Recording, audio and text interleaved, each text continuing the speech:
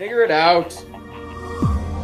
Hello, this is Adam Koralik from Figured Out Productions. The following video is a video of some kind, and I hope you enjoy it.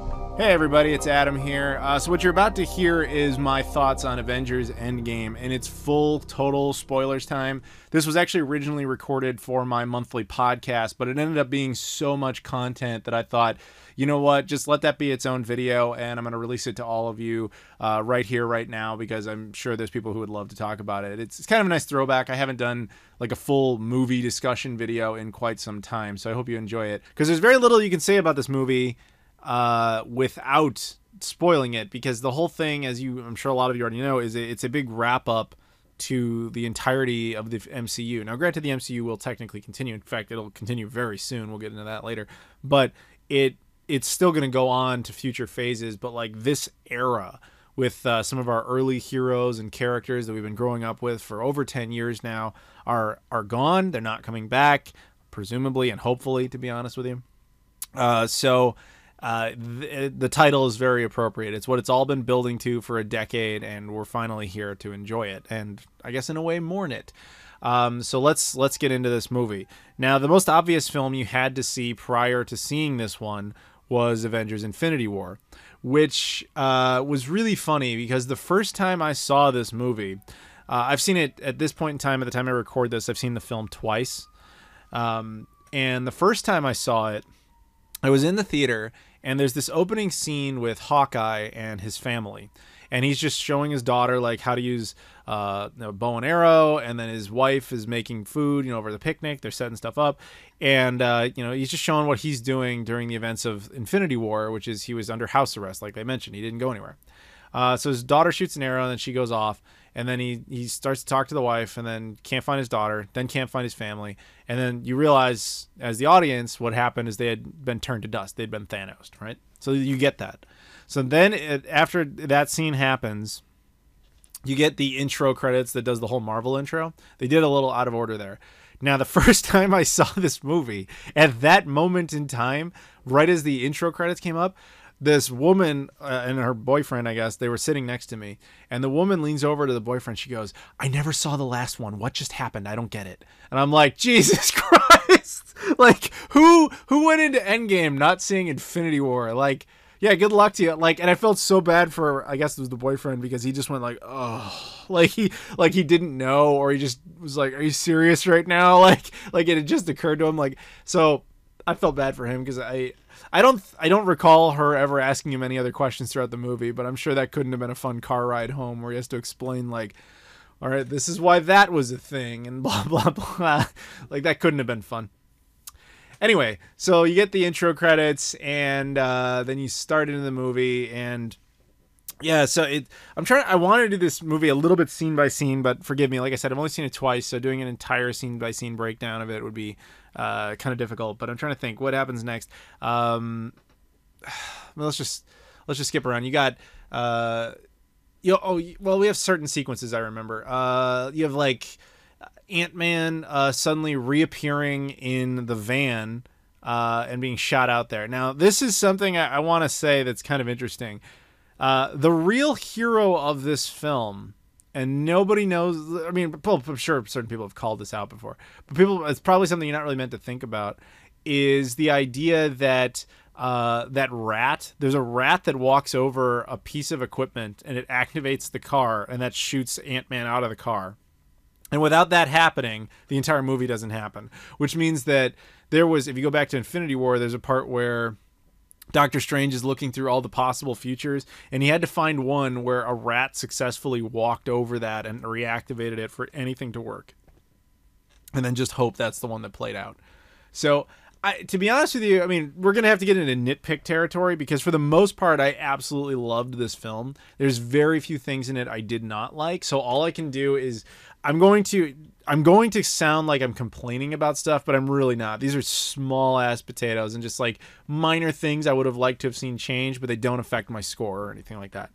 But when that sequence came up, after having seen it twice now, what I kind of thought would have made more sense is, rather than having it being this random thing that happened with like a rat walking on the right sequence of buttons, which I didn't like because it was too, sure. It also was confusing because it kind of contradicts part of what happened with this movie already. So basically, the premise of that scene is at the end of Ant-Man and the Wasp, Ant-Man was in the the little van thing, and then Evangeline Lilly, Michael Douglas, and Michelle Pfeiffer were all Thanos, right? So then presumably what happened is after all of that stuff was taken and put into storage just in his name. That's what we're meant to believe. But even within this movie, there's abandoned cars and abandoned boats and abandoned everything all over the place. Why did San Francisco specifically care enough to do that? I mean, and not even, and really, because we see other parts of San Francisco that still look like that. So it was a little strange that his van was important enough to put into storage, especially when they assume he got Thanos. We saw that, his name was on the list of the disappeared. So it's weird to give him a storage unit when he has living next of kin. You know what I mean? So what I would have actually preferred to see happen is a little reference to a movie I'm sure a lot of you guys don't know. There's a Mel Gibson movie from the early 90s called Forever Young. And the premise of that movie is Mel Gibson is like a test pilot, and he has a friend who's George Wendt, Norm from Cheers, who's like this brilliant scientist. In 1939, he figured out how to do cryogenic freezing. And so he was going to cryogenically freeze a guy, but that didn't work out because the guy had alcohol in his system, whatever. And so Mel Gibson says, cryogenically freeze me. I have nothing to live for. My, fiance is going to die. I don't want to be here. Just freeze me. And so he does. And then all of a sudden it's 1991, massive time skip. He was only supposed to be frozen for 6 months, but he somehow ended up being misplaced for 70 years, or 50 years, whatever. And so he, and then when he's accidentally woken up, he's found in a storage unit, a military storage unit, and a couple of kids, Elijah Wood being one of them, is just, playing around in there with all this equipment and stuff and just touching buttons and screwing with stuff. And then it opens up the thing and he's released. I would have liked to have seen something more like that. Not necessarily some dumb kid that we have to follow throughout the whole movie type of plot line, but something like, his daughter, Cassie, was alive. We saw that. It would have been nice if, for some reason she felt like visiting the storage unit of his stuff, or, maybe that was almost like a grave site for her. She had the van impounded and put there like a storage unit that she regularly goes to because that's the closest thing to a grave. And then maybe one day she's just, I don't know, she's just tinkering with it. That way you have some sort of intentional force trying to get something to go forward, not something so random as a rat tripping on stuff. I would have kind of liked that. But that's small potatoes. That's nothing. And I also know why they did it that way. It was to move the story forward. And that same scene proves that, because the other person in that scene is Ken Jeong, who is a big comedic actor who does not have one line in this entire movie. He's only in that one shot, and then he's blurred out of focus in the shot after it. And that's it. He's not in the film anymore.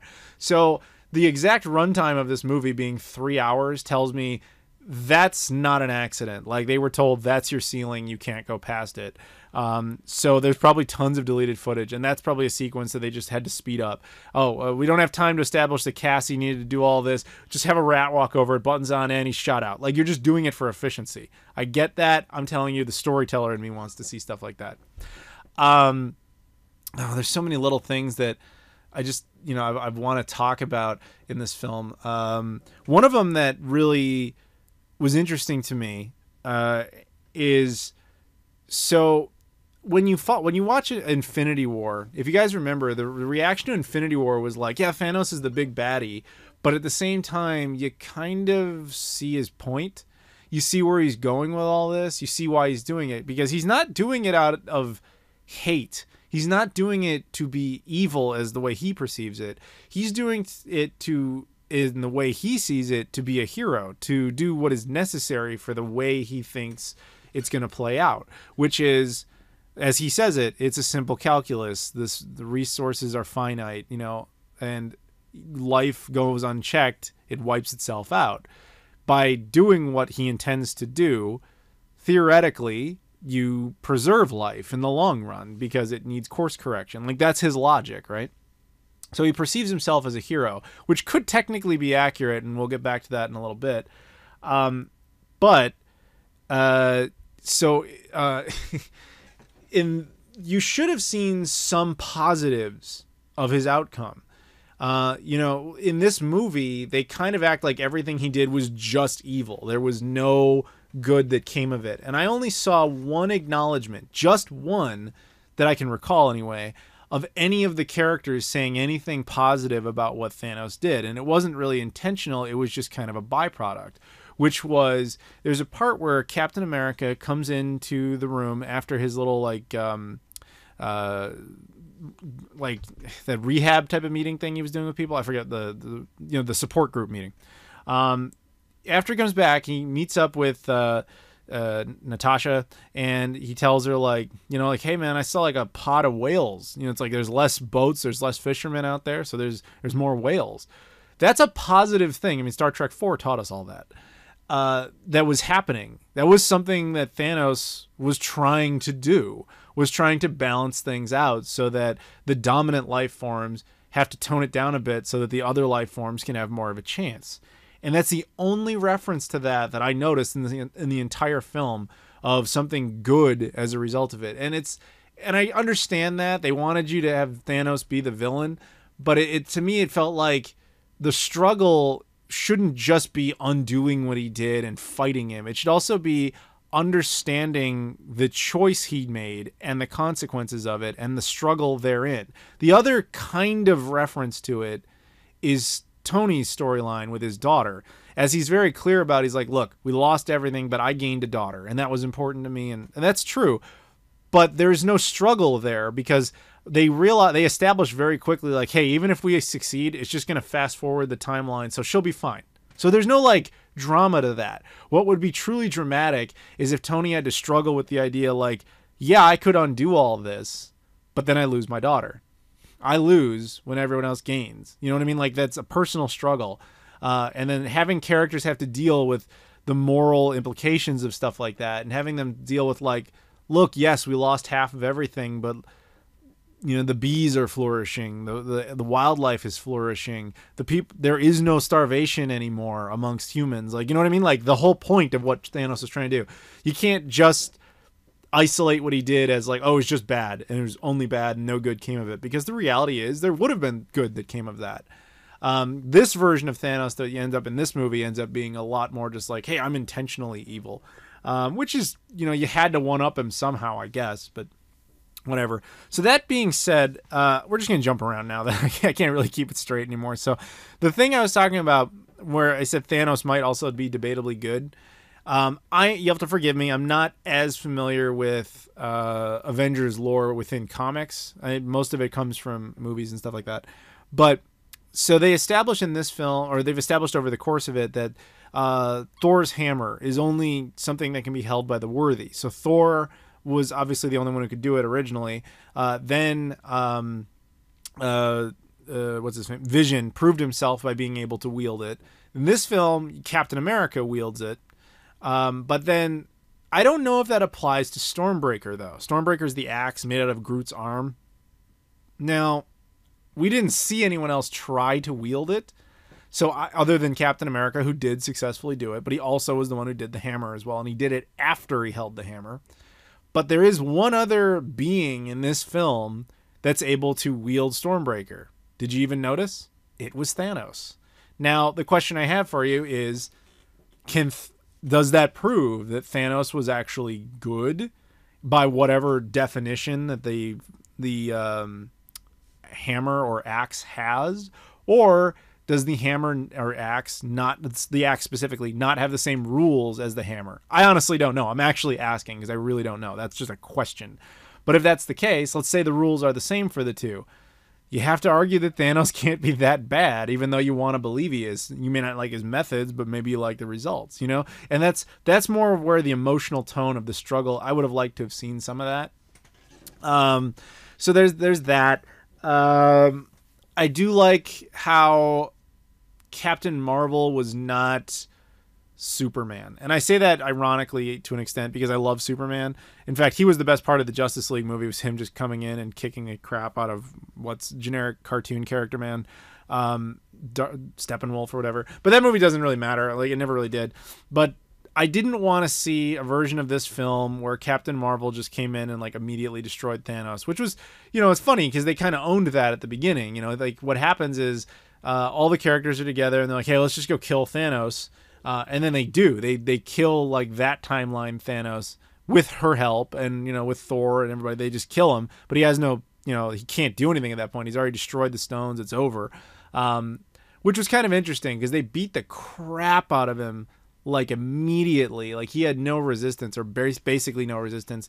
And I attributed that to the fact that he didn't have the stones. Also, he was defeated. Like he was done. He didn't need to try hard anymore. He was also very wounded from both times that he had done the snap. But it was interesting to kind of let them play that out and then not have it actually matter. Because of course, as the movie plays on, you see the other timeline Thanos come in. So when that's the case, I know we're jumping all over the place, but I just want to cover so many things. There's so many things I want to say about it.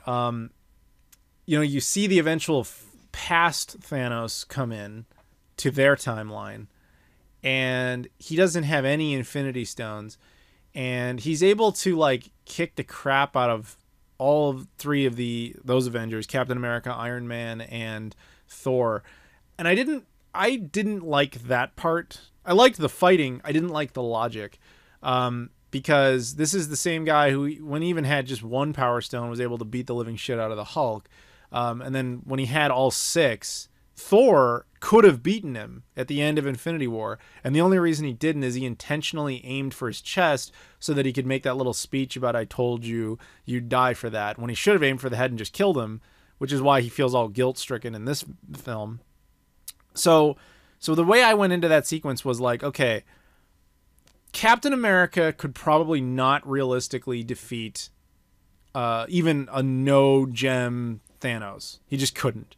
He doesn't have the capacity. He is the maximum capacity of human potential in every regard. Like that's what he is, and a human being simply couldn't do that. Which is why one of the reasons, I'm sure, that they gave him, the hammer so he would go up to the next level and he would be more competitive. Goody. So now he's got like a super powered Captain America who still couldn't defeat him. Okay. Iron Man, I also wouldn't really have been able to expect him to defeat Thanos. But then when you go to just the previous film, Iron Man was able to take on and hold his own for at least a little bit, and then ultimately wound a Thanos with 4 stones. And this one has, again, 0. Thor is the big problem, though, because Thor, like I just said, technically defeated him, could have actually killed him with all 6 stones at the end of Infinity War. This one, he's got the hammer and the axe versus a Thanos with no stones and gets the shit kicked out of him. And I think they knew that, which is why they did that whole thing about him being like fat and out of shape. See, I don't know how I feel about that. Like, I get the whole like depression thing. Like when you get him when he's fat like that, it's like it's good for a gag for a little bit. But they I feel like they went on with it for a little too much. They kind of kept throwing back to that. It's like you're essentially mocking his depression as a source of comedy. And you didn't need to do that. Whatever, fine. But you get to a point where they have that fight. And I feel like the only reason they had to do that, other than just to show that he was physically depressed, to make it visually obvious, is you had to find a way to gimp him for that fight. Because he goes into that last fight like clearly very physically out of shape and mentally out of shape and actually intoxicated. Like they even say in just the scene before when the Hulk does the snap that Thor was still drunk. Like he was not able to do anything. So to suddenly have him be in a fight, he's at best at like 30%. Like he's not going to be able to do the fight the way he could have done at the end of Infinity War. And I think they had to do that very intentionally, which is probably also the same reason that Hulk is not in that fight at all.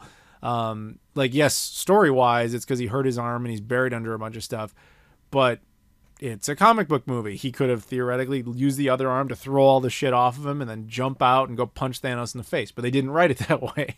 So they had to kind of gimp the certain characters and then keep other characters isolated, because you have the reality that we've seen a Thanos with all 6 stones get mortally wounded, yet The Thanos with no stones has to be able to take on the entirety of the Avengers. Little weird. So another thing I was thinking about towards the end was, so when Tony does the snap, which we'll talk a little bit more about later, but when he does that, and you start seeing the results of that, which is it's killing off all of Thanos' forces, and Thanos sees all of this, and then eventually he fades away too. I couldn't help but wonder if Thanos was going to survive that. Not because he was like super powerful or anything and somehow he could survive the snap, but more so because I was wondering if Tony would spare him. There's a line in the movie that's very true, which was when Nebula says, "My father is many things, but he's not a liar, or a liar is not among them." And true to his word, Thanos, he spared a lot of Avengers, including ones he had every reason to kill. And he was told specifically, like, I'll make a deal with you. Don't, spare Tony's life and you can have the stone. And he honored that. He honored that even through the snap. Like, he survived that. He didn't kill him right then and there. I wondered if Tony was going to spare him just, partially because of that, the whole honor thing to an extent, but also because maybe it would be kind of interesting to see him down the line where he has to face justice. Now, you have to, then of course, Thanos, throughout the whole battle, as you can see, he's still super powered and everything, even without the stone. So that's obviously very dangerous. But I was thinking, maybe you do a version of him where he has like no limbs or something. You just make like paraplegic Thanos. But like, it would have been interesting to see a Thanos that had to see and survive the complete ruination of his plans. Like, it all failed, nothing worked, and he has to face justice like in like every fucking planet. You know what I mean? Like, it would have just been kind of interesting. Now, I get why they didn't do that, but it wouldn't. There's that other timeline nerd in me which thinks about that, and we'll talk about the timelines as well. But that's one point there. A couple other things I want to talk about, the obvious things with the all right. So we just mentioned the snap with Tony. Obviously that. So spoilers. Well, the whole thing is spoilers. Ends up killing him, which makes sense. They established that would be a thing. Tony's death was fascinating. It was expected, that Robert Downey Jr. is way too expensive to keep putting into these movies. It all started with him. It makes sense that it would end with him. I've read that he's already made because he got some back end points from this movie, and because it's already grossed like over $2 billion and could be the first $3 billion movie ever. I mean, he's already made like $75 million just on the back end of it, which is insane. He got paid $15 million for 3 days of filming on Spider-Man Homecoming. Like, the dude has made so much money off the MCU. It's insane. Actually, now that I'm thinking about that, splitting off just for a second, Stan Lee's last cameo, by the way, R.I.P. Stan Lee. Oh, at least we believe it's the last official cameo, where he was dressed up as himself from the 70s, which was kind of neat. But back on the point. Tony's actual funeral, like, that whole scene was very touching. A lot of people were crying. It was kind of fascinating to be in audiences. Everybody's like crying from that. You're sitting there thinking, like, how did you guys do this? Like, how did you successfully take what is basically, in the comics anyway, an alcoholic, like, cartoon character and make an entire audience just cry over his death? I mean, that's just good storytelling. So well done. And that whole scene, everything that's building around it is all really good. And then there's that one track shot where I watch it and I had so many just thoughts. There's a tracking shot of all these different characters, an old school tracking shot of, going through Tony's family and then various Avengers going back and forth. And you see all these characters from the different movies. And there's so many celebrities in it in non-speaking or minor roles. Like, Michelle Pfeiffer is just standing there. There's just so many of them. Then there's a couple people don't quite recognize. There's like towards the back and on the right, the three that people get thrown off is they have Ross from Incredible Hulk, who's he's in Civil War and he's in Infinity War very briefly. He's there. He kind of threw me off at first. There's that the woman who's always by Nick Fury's side, and she's on Agents of S.H.I.E.L.D. The one that really throws people off though is there's like this teenage dude. He's actually the little kid from Iron Man 3. He gets like his own moment and you're just like, who the hell is that? But that scene is confusing because it's like, I want to believe, the filmmaker in me wants to believe that that's an old school tracking shot. They set that all up and they had all the actors standing there, and that's just the most expensive tracking shot of all time, considering how many damn celebrities were all in the same space for it. But then the cynic in me goes, were half of them like CGI'd into that space? You know, was it all like not actually handheld and done on a track? Was it just some, you know, computer that like basically followed a perfect algorithm of timing on a track that knew exactly where to place them? You know what I mean? So I don't know. I haven't really heard how that specific shot itself was accomplished. I would love to believe that it was done the correct way, but was it? I don't know. Maybe the commentary or something will reveal that. But yeah, either way, that whole sequence was good. I liked that they did it. They actually killed off Iron Man. And I say that not because I disliked Iron Man, but because I liked him. I have massive respect for lore where they can take very popular characters and have the balls to actually kill them and have those consequences be heard. One thing I actually dislike intensely about comics in general, or, you know, fantasy lore, is that death can be meaningless. Like, oh no, we'll just kill a guy and then bring him back 5 seasons later because we, like, you know, put the thing in the thing and then the DNA and he's out. There he is. He's alive.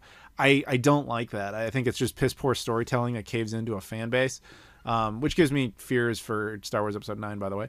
But yeah, with possibility of the Emperor just coming back because they need another character who was popular before. Anyway, I don't like stuff like that. So I hope they keep him dead.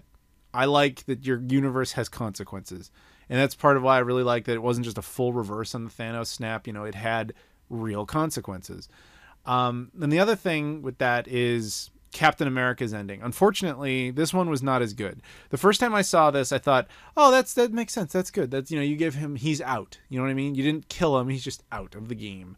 You know what I mean? He got his happy ending. He got to go have a nice life, and that's what he'd been looking for, and blah, blah, blah. But the more time went on, especially the second time I saw that, and the more I just pondered in my mind, I realized I really disliked his ending because it wasn't within his character, which I realized they were kind of going for.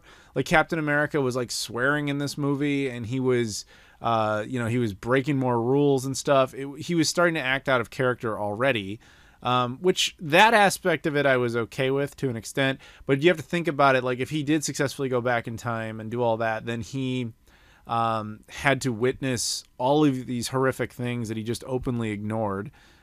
He also kind of broke the movie's own rules, like about how time travel works, because he basically went back to a timeline he shouldn't have been able to affect and then just kind of reappeared. I half expected him when Falcon walked over to him, I half expected him to say, yeah, sorry, I decided to take the long way. You know what I mean? Like something weird like that.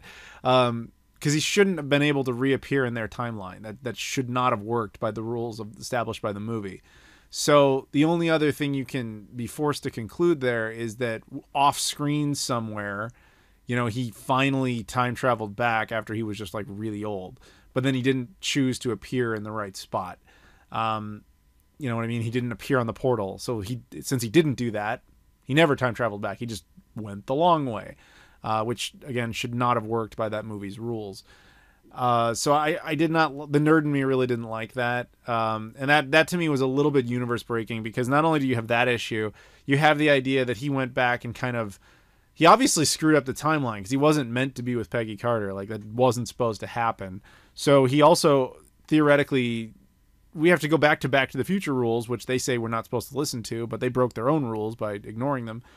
He theoretically is, you know, he took away her husband and the family they raised. And at one point he's actually, I think it was Civil War, where he was actually quasi dating the Peggy Carter's niece or, you know, granddaughter or whatever it was. So I guess she just doesn't exist now. I don't know. There's a lot of what ifs there. So I don't know any of that stuff. It doesn't make sense within the movie's own rules, which is always a problem. And the other thing is, you have to ask the logistical question of, like, how did Captain America successfully go to all 6 of those points and return those stones? Like, just logistically, like, what is that story? Because it's easy enough for him to go back to New York and just walk up to, you know, Doctor Strange lady and just hand her the stone. Okay, that's one. Then what with the spear? Do you put it back in the spear? Can Captain America even do that? How does that work? Who do you hand? He has to hand it to Hydra, I guess.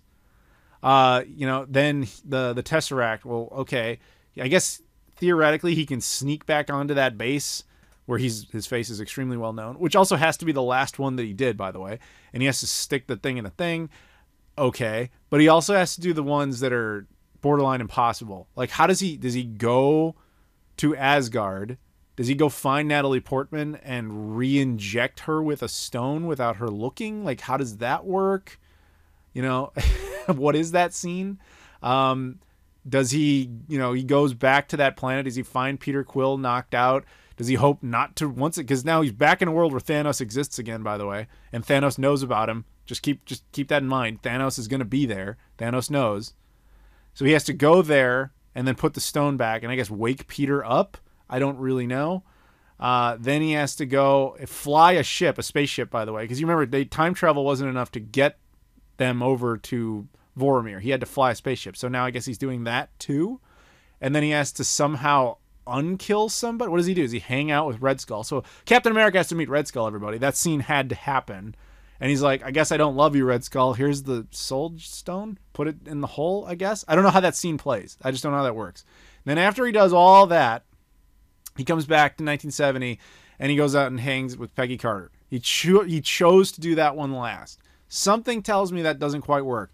It was one of those things where I feel like it was a very sweet ending on paper, but when you really break down the logic of how that was supposed to work, it couldn't. But of course, you couldn't have the movie go on for another hour of them undoing all that damage. I don't know. That part was a little rough and a little weird to me.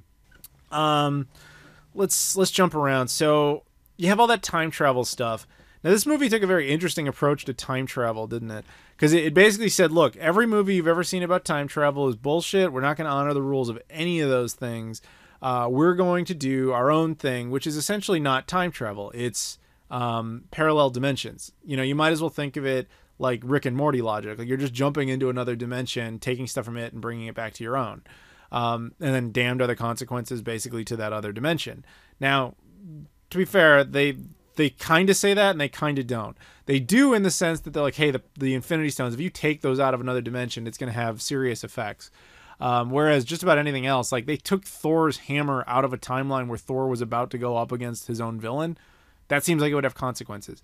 Loki was released back into a timeline where he was no longer supposed to be there. Stuff like that. But we're just kind of ignoring all that stuff. The time travel in this movie is incredibly messy. Somebody said it best when they said the time travel explanation in this movie is basically like the scene from Austin Powers 2, where he's like, what if I go back in time and what if I do this? And then the guy just tells him like, don't worry about that stuff. Just try to enjoy yourself. And then just tell the audience directly. It says like, that goes for you all too. Forget the time travel stuff. Just enjoy it. Like, that's kind of how the time travel rules in this movie worked. And I wasn't a big fan of that. I feel like rather than go with time travel, it would have been nice to acknowledge it as dimensional travel or something like that. That way you kind of avoid that problem. Plus, you literally have one of the Infinity Stones, which is called the Time Stone. And we know from within its own universe that you can manipulate time with it and the results change. And we saw that at the very end of the Infinity War where, Scarlet Witch destroys the Mind Stone, and then Thanos uses the Time Stone to reverse time and then alter the timeline so that it's no longer, destroyed. Like granted, it's just catching up to its own timeline, if you will. He just undid the physical damage. But like the Time Stone is a thing.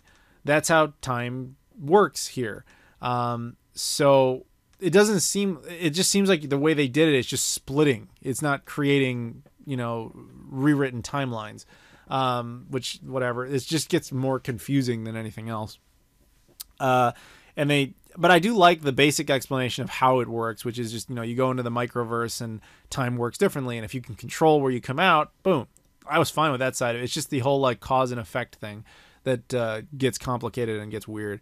So let's analyze that. There's there's different groups that go to different places. I liked a lot of the groups that they created. It made sense to have, a lot of the original Avengers go to New York because there are three stones in that same timeline. I really liked the whole Captain America section of that.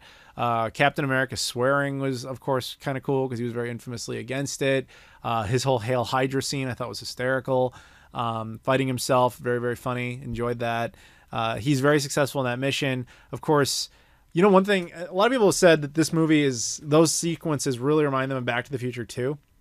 And I agreed with that. But one part where it really reminded me of it is the whole like Tony and Ant-Man thing where they're like, all right, we're going to go stop other Tony and we're going to get, we're going to give him a little heart attack shock thing and we're going to take the Tesseract and that's what we're going to do.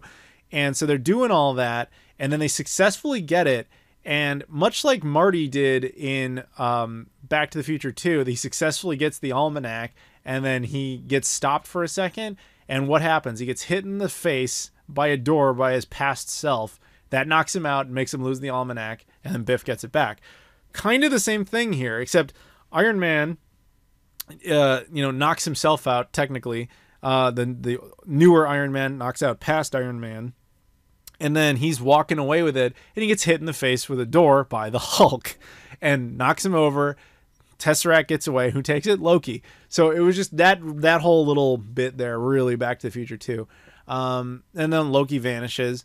So whatever. So they then have to go back to the 70s, and they have to go get Pym particles so that they can do more time travel. And then they have nice scenes with their people they've known in the past, Tony talking to his father more directly, Captain America at least seeing Agent Carter was nice.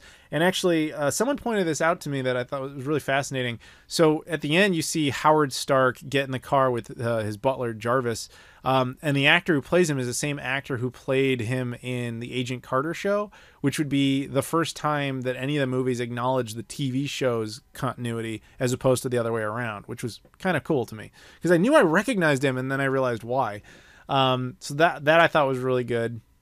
And it, threw back to some locations we'd seen in previous movies, and being able to repair the relationship between those two characters, I thought was really nice. So that was really good.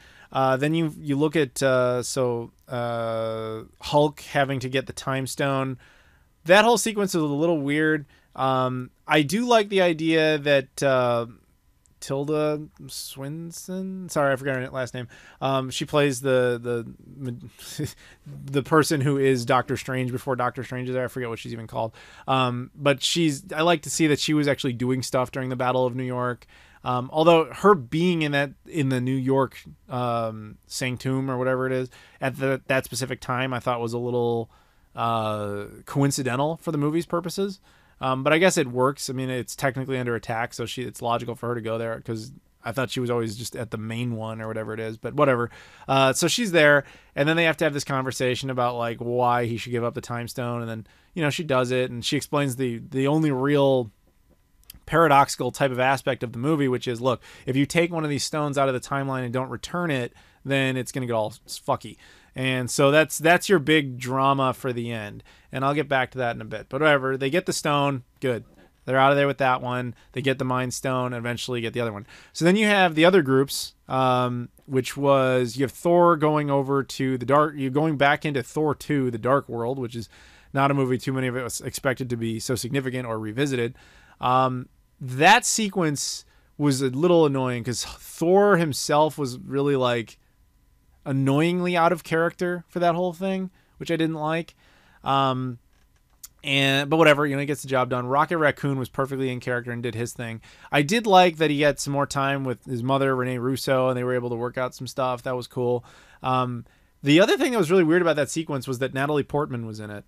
And I was like, that was surprising because she's only been in 2 movies. It was just the first 2 Thor movies. And then she's been very public about how she wants nothing to do with the MCU.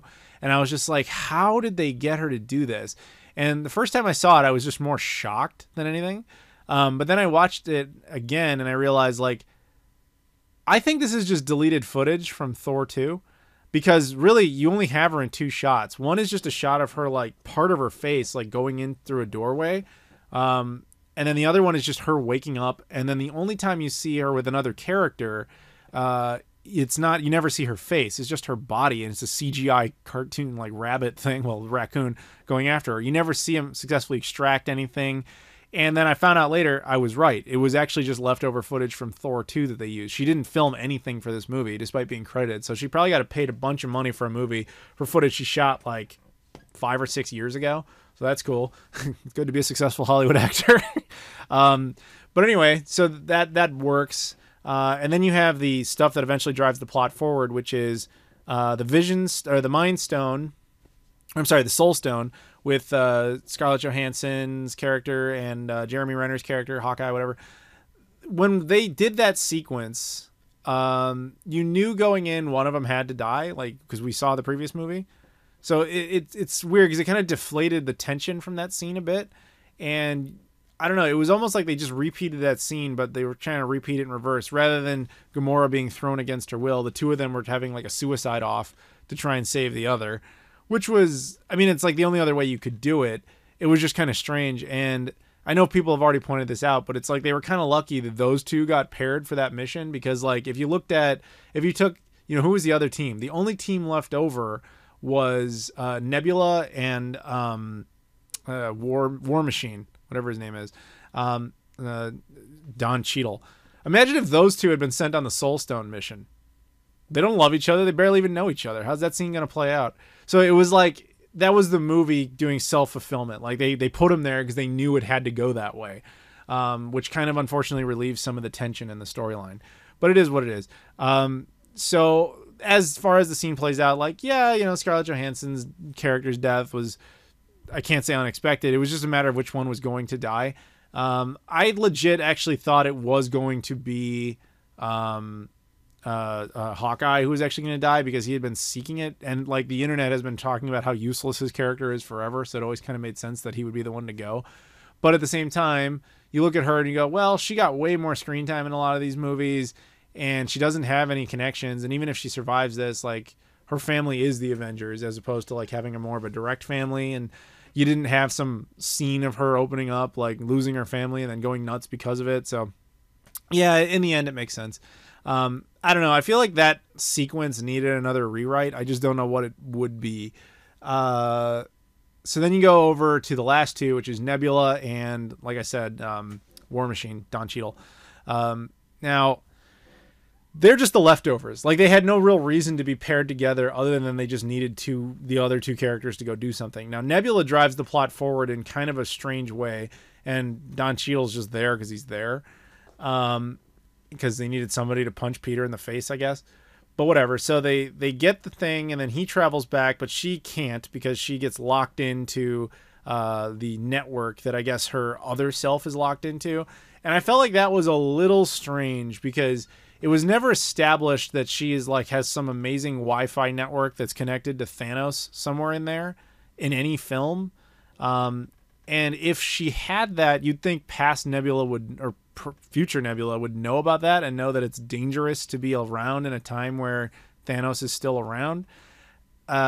It just feels like a convenience plot movement, which I really didn't like that. One thing I did like, though, the first time I saw it, is once they figure all this out, Thanos knows all this stuff, and he's researching everything that happens into the future, blah, blah, blah. He's like, it brought a lot of tension to the scene where he knew he was going to try and stop these people from undoing what he already did, and the characters don't know that he knows, other than Nebula, who's unable to warn them. That actually literally had me on the edge of my seat. I thought that was fascinating. I really enjoyed that. So let's fast forward a bit. One little thing I took some serious issue with is they made a big deal about how they only had enough Pym particles for one round trip each. Okay, fine. So when Captain America and Iron Man have to fix that, they go back and get more Pym particles. Okay, that's fine, whatever. Not worried about them. What bothers me is you see a part where the old Nebula gets the Pym particles from the new Nebula, which is just one vial of it. Then she shows it to Thanos, right? So the first time I saw that, I was like, oh, okay, he's got them now. So then I was like, okay, that makes sense. That's how they bring the ship through. Then I realized, no, that doesn't make any sense because how did Nebula get through? See, my point is they only had one vial, but Nebula had to use it to get there, which means there wasn't one still there for Thanos' ship to get through. Plus, they were really jumping the gun by assuming that Nebula, I guess, knew about all the exact tech, or maybe she did. I don't know. Either way, the point is they only had one vial of it, so I don't know how they both got through. Maybe they both got through because if you didn't do that, you don't have a movie. I don't know. But that felt like a hole there somewhere. But moving on, we have this big fight scene at the end, And as much as I love this fight scene, I have to admit, I loved seeing it. I loved seeing it. But it is the part of the movie where I kind of sat back and I just kind of like, it was like overload. Like there's way too much stuff happening on screen to really accurately keep track of everything. And at the same time, you're kind of like, all right, part of that was just the game of football they were playing with the Infinity Gauntlet, where the Iron Man Infinity Gauntlet, where they're just taking it from one thing to the next. Then you have that like weird sequence where all the women are fighting together, which I want to be very clear about this. I had no problem with like cool female fighting, characters in there. That's awesome. It was just the logic that all of the female characters happen to be standing next to each other at that particular moment was a little off. That's all. That's it. Like, I don't have any other issue with that. It was just a logic gap of like, why are all 12 women in the MCU just happen to be standing next to each other at this exact moment? That's strange. But whatever. It's cool. So they did their thing, got it through. I didn't, like I said earlier, I didn't care much about Captain Marvel being in this. I did like that she came in and did the one thing she was good at, which is destroyed that big ship. I do love that Scarlet Witch was the one that beat the living shit out of Thanos, enough so that he had to like use the ship for attacks. I did like a couple of shots of just fear that came from Thanos' face. That was one of my favorite moments in Infinity War, was when Thor he arrives in Wakanda. And you see that like female general there, and she has this look of fear over that. That same look Thanos has in this movie. I really enjoyed that. And then the end bit, like, Captain Marvel gets in there and she's able to hold him off for a second. Then he stops her and he's about to do the snap. Iron Man does one last interference, but he does successfully stop him by removing all of the stones. The problem I have with that was only that I don't know how Thanos couldn't feel that power drain. Like he ripped all 6 Infinity Stones off of the Iron Man designed gauntlet, which means they aren't permanently fixed to it like they are with the other gauntlet. But so I believe that Tony could get them off. What I don't understand is how Thanos wouldn't know they weren't on there. He basically had to like not look at that side of his hand, and he had to just somehow not feel it, which you needed for a suspension of disbelief for the audience to feel tension in the scene. I get that. I'm just talking about within the character. As you can notice, a lot of all these things are nitpicks. They're small things. They don't really matter. They're just the nerd in me who's being over analytical. But that's just how I feel about it.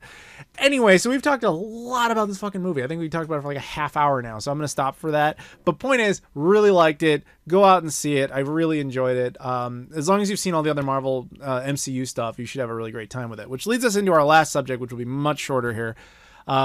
Technically, Avengers Endgame is not the end of this phase of the MCU. The next film is, and the next film is Spider-Man Far From Home, which is the last of the Sony-Disney deal for Spider-Man. My understanding, again, is that Tom Holland signed a 6-picture deal, but only 5 of those applied to this particular thing, meaning Disney was going to get to use Tom Holland's Spider-Man in 3 of their films, which they did: Captain America Civil War, Infinity War, and this. And then Sony would be able to basically have 2 standalone Spider-Man movies made by Disney that would be canon with all their stuff, this being the second of the 2. And then there's some other, we don't know yet, deal where Tom Holland still has to play Spider-Man in something for Sony, but we don't know what that movie's going to be. If they'll renew the deal, which I hope they do, we will see.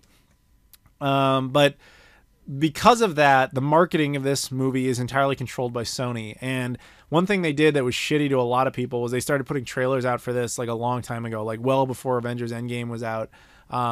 Because Avengers isn't their movie. They don't make anything off of it, so they don't care if they're doing spoilers or ruining anything. In fact, there is a trailer. I was reading about it today. There's a new trailer out for that movie that actually opens with like a warning from fans, like don't, or something. Like a lot of people saying like, don't watch this trailer if you haven't seen Avengers, because it just openly ruins the movie for you. Because again, it's Sony's marketing team. They don't care about that. It's not their film. And Disney has no control over stopping them from doing that. It's just the deal they came to together. So all I'm saying is don't go see the Spider-Man trailers until you've seen Avengers Endgame. And I am looking forward to seeing Spider-Man Far From Home. It's just going to feel like kind of a little bit of kind of a lull, right at the end after, because like Avengers Endgame really should have been the end of the phase. And I'm guessing it was probably in Kevin Feige's mind it was going to be. But he had no real control over the uniqueness of that Sony Disney deal. So that's just where it ends, which will be a nice break, because after that, it's kind of unknown what happens. Like, there will be more Marvel stuff, but I feel like they're going to be smart about it, and they're going to take some time off and then come up with a new plan and go from there. And I'm cool with that. We do know that Guardians of the Galaxy 3 is going to be a thing. We don't know exactly when. Could be a couple of years. It's now being referred to as Guardians of the Galaxy. And then there's a Black Widow movie coming, which will be kind of strange considering she died. But we will see. And then beyond that, we don't really know. There's just some expectations and guesses, and I like that. So anyway, that will do it for my thoughts on mostly Avengers Endgame. And I hope you enjoyed this, guys. This is a sample of what my podcast is usually like. I know not a ton of you listen to it, but I think you should. There's a lot of random subjects in there, usually the news subjects you guys can go check out. And if you like it, of course, you can always support it on Patreon, get it early. You can also get all the video content early over there. So that's it. Thank you very much for listening, everybody, and see you all later.